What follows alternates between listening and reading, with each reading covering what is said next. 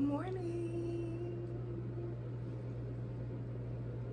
I hope you guys been good. I hope you guys have been great. I hope you guys have been feeling all of the love, and with this stressful world, I hope that you guys are at peace. This video is going to be the start of my motherhood series, and I have been really wanting to start this series for a while because I'm in my second pregnancy, but there are some videos that I had wanted to post beforehand, but it wouldn't really make sense. So I wanted to give you guys an introduction of who I am, some of the things that I've been through on my journey, and share it with you guys. It's taken me a long time to talk about this journey.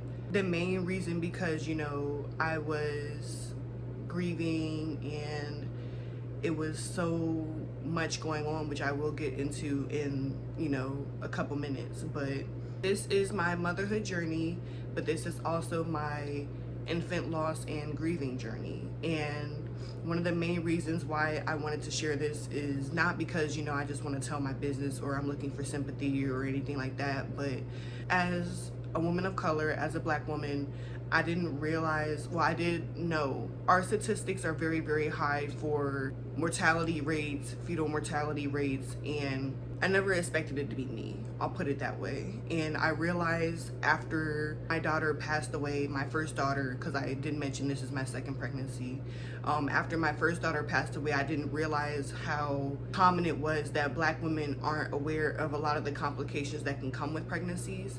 And me being in the medical field, thinking that I know so much and I was educating myself and I had a doula and all these other resources and stuff like that, I thought I was fine, but there was still a ton of information that I didn't know. And my mom has also said the same thing, that there are other people out there who have gone through the same things that I have gone through, and they might be lost or they might be really, really struggling, not knowing what to do. And it's even crazier because I actually just had a friend who I went to high school with go through not exactly the same thing, but her daughter had passed away, and it just kind of gave me more motivation. Like, other people are going through what you're going through, and even though the journeys might not be the same, my journey can probably really help somebody. And so my goal with these first few videos and going through my infant loss journey is just to let you guys know that if you have gone through something like this, you are not alone.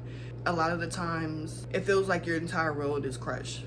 You know, that's how it feels with anybody that you lose, and this is my real grief. Like, I've never had to really grieve anybody before, and it just so happened that, you know, my grieving was my first daughter. But the whole purpose of this is just really to show you guys that, like, you're not alone if you have gone through something like this, not to blame yourself, to just ways to kind of get back to yourself, how to start feeling like yourself again, how to grow in your faith. Because when it first happened to me, my whole life shattered. I had no sense of who I was. I had no sense of my spirituality, no sense of my religion. I felt like I was a completely blank slate, and I had to learn how to walk again. That's the best way I can put it.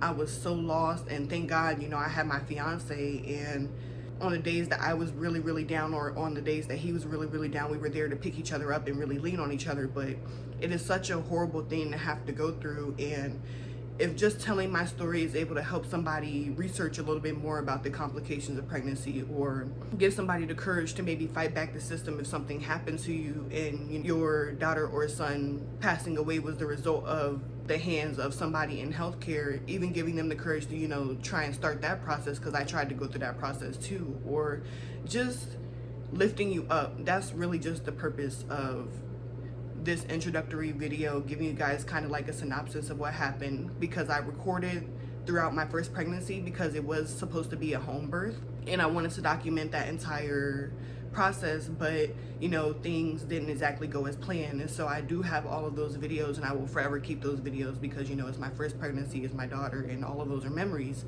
But it's also memories that not only do I just want to post, but I know that it could help somebody too, and I never want to lose those videos. And you know, with the internet is forever, so she will always live on forever. And you know, it's taken a lot of strength to be able to talk about this. I think I'm finally kind of at the point where I'm able to talk about it without, you know, bursting into tears. Or, don't get me wrong, I definitely still have my days where I'm just bottom of the barrel low, and you know, I have my days where I'm able to talk about it and I'm able to be optimistic and know that God had a higher, you know, calling for her and she wasn't meant to be here with us. And, you know, there's just been so many steps and so many things that I've gone through on this journey. I just know that they'll be able to help somebody else, and that's really what I want for you guys, if you guys have gone through this. But my motherhood series will end up with my second pregnancy and like my baby shower and my gender reveal and things like that, and going into, you know, the more happy things of pregnancy and motherhood. But the main reason I wanted to start this chapter now is because I really want to get those videos out, because I've been wanting to get those out for a long time, and I've really been wanting to share this story for a long time. And so this is Veda. Veda is how her name is spelled. So this is my first daughter. When I went to the hospital, I hope none of you guys have to find this out, but they have a lot of like little programs and things that they do for moms suffering with infant loss. And one really beautiful organization was Now I Lay Me Down to Sleep, and I want to say it's called Fallen Angels. So with Fallen Angels, they give you a stuffed animal with the same birth weight as your son or your daughter. We got a lamb, and so she stays with us, she travels with us, she stays on our bed. In theory, this is our daughter. This is not just your average stuffed animal. This is really meant a lot to us, because when you lose your daughter or you lose your son, you feel so empty-handed. Like, you know, you went to the hospital, you have your baby, your belly and everything like that, everything's prepared at home, you know, you nested, you did all those things, and it's like, I went to the hospital and I'm leaving without my baby. And I just felt so empty-handed. You know, I struggled for a long time because I didn't even feel like a mom. Like, I was just like, how am I a mom when I don't have the main thing that makes me feel like a mom? You know, I don't even have the baby. And that was a really hard part that I had to accept. But Fallen Angels, you give you a whole little package. They give you a pamphlet with information and stuff in it, and then of course they give you your stuffed animal, and they let you I want to say, I don't think they let you pick, I think they pick it out for you because it's based off of birth weight. But I just thought it was ironic that lambs are a significant part of the Bible. Don't get me wrong, I haven't read the entire Bible, but I do know certain pieces and points. One thing that really gave me comfort was knowing that, you know, God gave his only son, and I was like, well, this is how Mary must have felt, having to sacrifice her son, and that was her only son. Like, if I was to only have one baby in my entire life, to be able to have such a love for the world that you literally gave up your only child, it just kind of gave a new meaning. And from this whole journey, from when I lost my daughter up until today, my faith has grown so much, and my understanding of God has grown so much. And I can't even thank my mom enough. I can't thank the people who sent me scriptures enough. Like, without my mom and without those people who were constantly lifting me up and sending me scriptures to read during that time, I may not even be here myself. I know you guys can see it in the back, but this is my memorial spot, kind of like an altar. I am very spiritual, so I do always have like a meditation corner or something spiritual of that nature. And a couple things over here are blurred out, but we just keep like a candle lit for her all the time. And we used to keep flowers and things up here too, but I couldn't, like, I hated seeing when they were starting to wilt, because it just kind of made me feel like the life is kind of gone, and I didn't like that. Whenever we go to the store, we always find candles that kind of remind us of her. So we have all of her baby things in this corner and just kind of keep it there. It's definitely sad, it's definitely heart-wrenching, but at the same time, you know, I'm able to find joy in the things that have happened. Like, I was able to hold her, I was able to, you know, visibly see her, I was able to cuddle her and stuff as much as I could, and some people don't even get that, you know. So it was a lot of changing of my mindset, where I really had to turn those bad things into positive things and look on the positive side, because it could have been so much worse, but it also could have been so much better. That's just the reality of it. It's hard. Start of my pregnancy, I was 20 years old when I found out I was pregnant. It is with my fiance. Her due date was December 31st, so I think I conceived in March. I can't remember the calculations. I don't feel like doing it right now, but no, I think it was May, because I found out January, February, March, April, May. I don't know when it was. April. Oh, it was probably April. I remember that in the summertime is when I told my college professors that I was pregnant. So I was actually still in school. So that was another reason why I started recording, because I knew that there was somebody and a lot of people who are pregnant who go through college. And so I wanted it to be, you know, motivation, like, you know, you got this, don't let the stigma of being a pregnant mom and stuff like that, and you know, the struggles of everything you have to deal with, keep you from reaching your goals. That was one thing I really wanted to show people. But yes, so I was 20 years old. It was with my fiance, and I told my college professors during the summertime. So luckily her due date fell in between our winter break before my last semester before graduation, which was perfect. So I was like, okay, I'm only gonna have to deal with the newborn for, you know, just a semester before graduation, and that's supposed to be the easiest semester. So I was like, yes. The plan was to be, you know, done with school before ever getting pregnant, because I already knew I wanted to marry him. But you know, God had sooner plans for us, which was okay.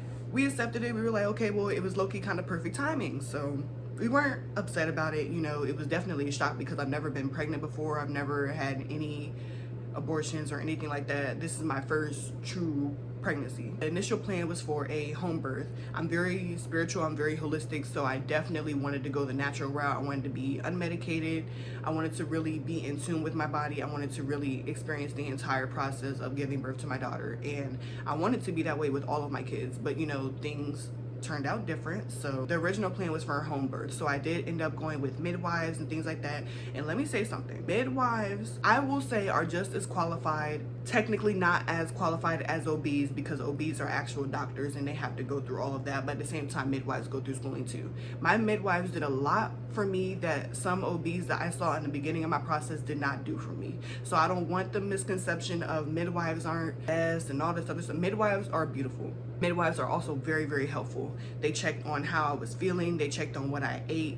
Every single appointment. It wasn't no 5 to 10 minute appointment. Even when I started getting later in pregnancy, they were asking how your feet feeling. They remembered things about me. What are you eating? Okay, we can do this and give you some recommendations for this if that's hurting and stuff like that. Like, they were very, very conscious of how I felt and everything. And even down to when I had my last prenatal appointment with, and my blood pressure skyrocketed and they sent me to the hospital, they were present up until then, up until after, you know, I gave birth and everything. So my midwives lock with me forever. So throughout my pregnancy, I was very, very healthy. I had no symptoms at all.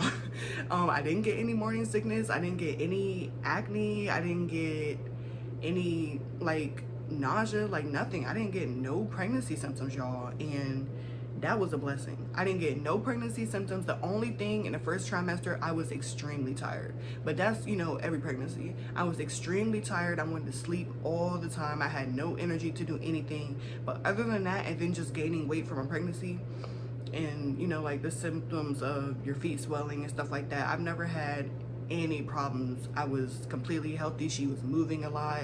Every time he would put his hand on my belly, she would go crazy. Like, I was healthy. Fast forward to my last prenatal appointment.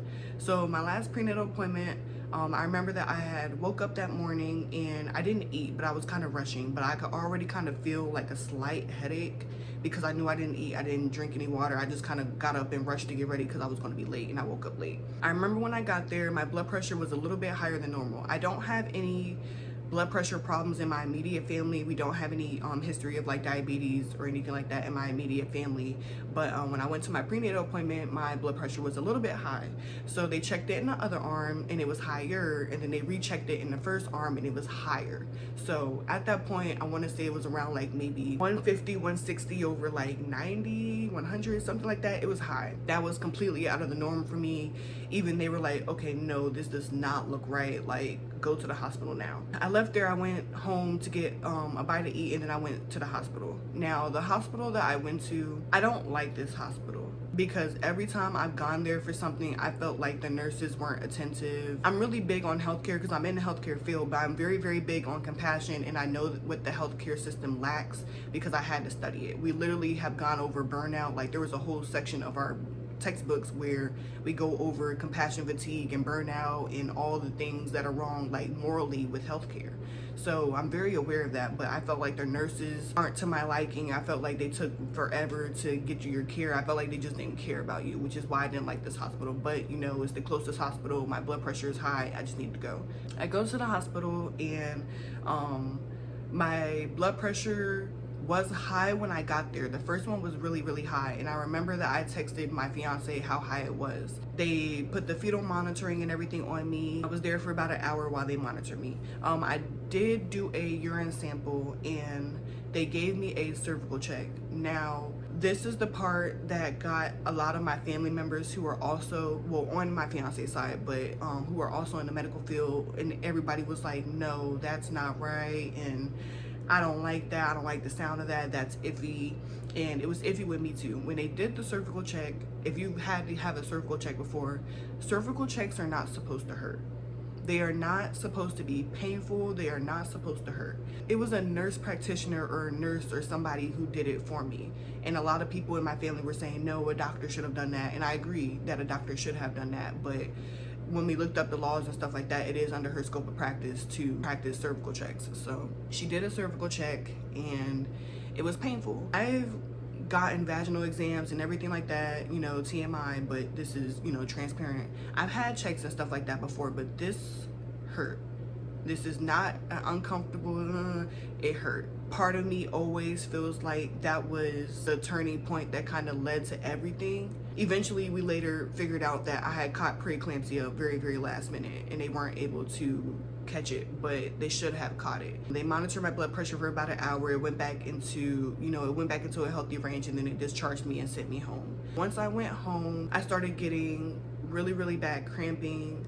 It started off really, really mild, and it kind of got worse and worse and worse, and then I was having really bad abdominal pain, and I called my doula, was talking to my doula, called the OB, was talking to my OB. I was blowing up my fiance's supervisor's phone and stuff like that because I didn't know what was going on. I was trying things to alleviate the pain, but I didn't know. That is also, you know, like I said earlier, the purpose of this video. I want new moms to know and be aware of your body when something is wrong. Even if you are unsure or if you don't know, call your OB, go get seen. It doesn't matter how much it costs, even if you don't have insurance, because with this pregnancy, my insurance has been so rocky. It does not matter. Your health and the health of your baby is the only thing that matters, period, across the board. Yeah, I went home. I was just in a lot of pain. I went back to the hospital once my fiance finally got home, and the doctor that was there told me that they weren't able to find a heartbeat. And I didn't believe him at first. I was very in denial. I didn't like crash out. I didn't scream. I didn't cry. I just didn't understand. I was just so confused. I was like, he's lying to me. He's lying to me. There's no way. I was just here 2 hours ago, 3 hours ago, and I was completely fine. Like, I even recorded a video of her kicking the fetal monitors and everything, and I was completely fine. My blood pressure was okay. Like, you know, they told me I was okay, and I went home. You know, he told me that they weren't able to find a heartbeat, and they were able to see what it looked like, my placenta detaching from the wall. In your uterus, you have your uterus, and then on the inside, you have your placenta. If this is the wall of your uterus, this is your placenta. They attach to each other, and then the umbilical cord comes out here, and then, you know, there's your baby. So if your placenta detaches from the wall, your baby is not getting all the nutrients, the oxygen and things like that that your baby needs to grow and to live. And so mine completely detached, which means there's no connection between me and baby anymore. I can't give the baby oxygen. I can't give the baby any nutrients and things like that. I had a very, very large blood clot behind my placenta. So I ended up going to our trauma 1 hospital, and, you know, I was losing a lot of blood. I had a lot of issues with like blood clotting factors and everything like that. I received the epidural. They induced me, of course, and everything like that. They made sure I was comfortable, and I gave birth to a stillborn. Later on, when I looked at my own lab results and everything, the protein in my urine was high. I do feel like the doctors or somebody that was there that night while I was at the hospital and got my results back should have looked at that, or should have called me and let me know, like, hey, things look a little questionable. We want to keep you here a little bit longer, because had they seen that, they would have induced me and I would have had a C-section then. And that's what a lot of the nurses and just other people in my family and extended family who are in the healthcare field, you know, said should have happened. So there was just a lot of confusion. There was a lot of just questions and questions and questions that was going through my head, like, why didn't the doctors do this? Why didn't they do that? Why didn't they do that? Why didn't they keep me here? Why did they let me go home? Is this my fault because I didn't know what happened? Like, why didn't I go sooner if I was feeling something? And, you know, this is my first pregnancy. I didn't know. I just wish that more doctors and more midwives and more doulas would go over the entire list of pregnancy complications that can happen and symptoms of things. And yes, it is extensive. Yes, it's long. But when I tell you with this pregnancy, I have been so mindful of everything that I feel. Even if I feel like, oh, this might be a sign of preterm labor or anything like that, I go to the hospital, I'm going to get checked, because you just never know. And that's one thing that really changed me, is that you never know when it's going to be your last day. I did not understand that until the day I lost my daughter. You never know how much time you have left. You never know when it's going to be your last day, when you're going to see your mom last, or when you're going to see your dad last, or when the last time you talked to your boyfriend, girlfriend was going to be. Like, appreciate life.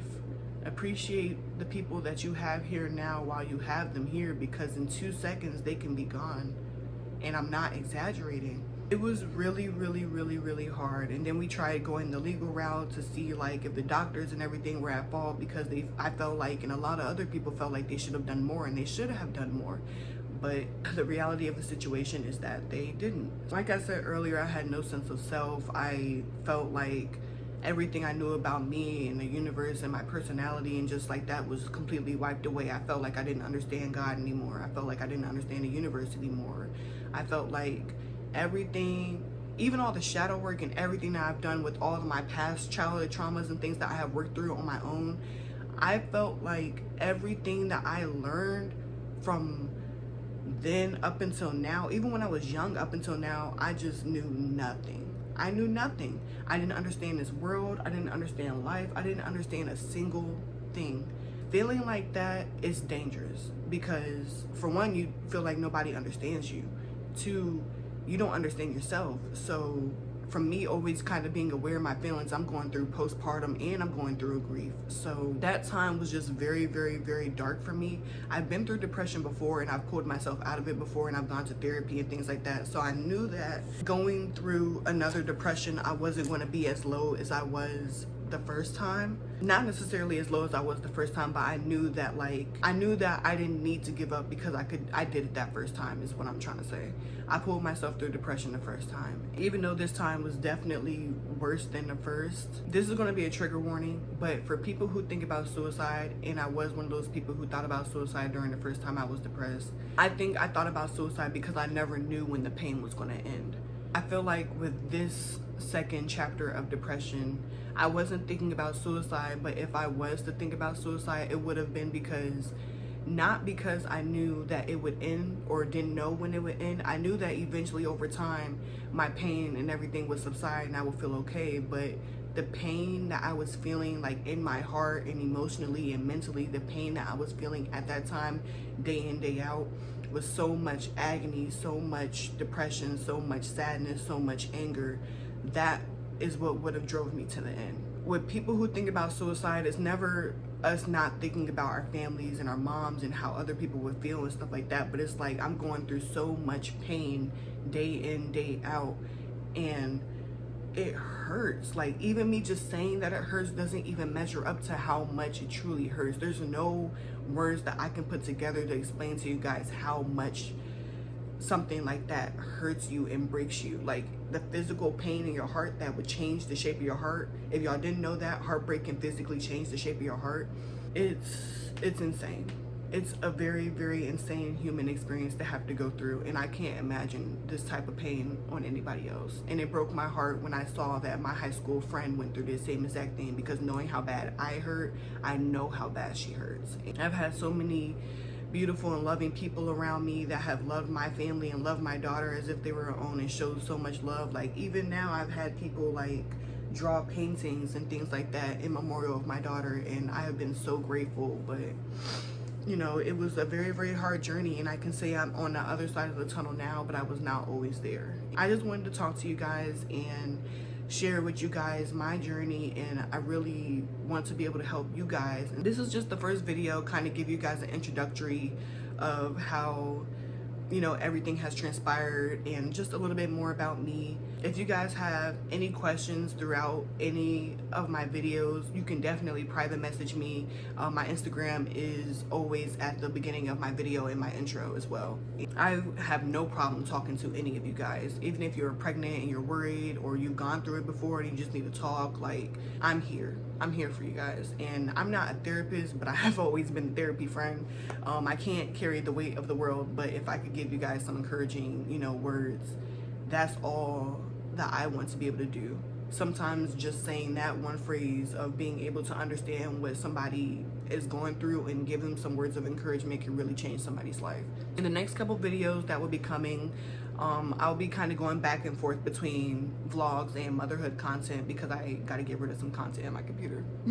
So the next couple videos will be just the start of when I was recording when I was pregnant with my first. So I was in college and things like that, so that's the time frame. Thank you guys so much for listening. Thank you guys so much for just giving me this opportunity to be here for you guys. If you have any questions, anything, leave it in the comments below. Definitely like this video, definitely follow along with me. Just if you want the information, just the educational or just to hear the story. Let me know what you guys think. I love all of you guys and I can't thank you guys enough for the support, and I'll see you later.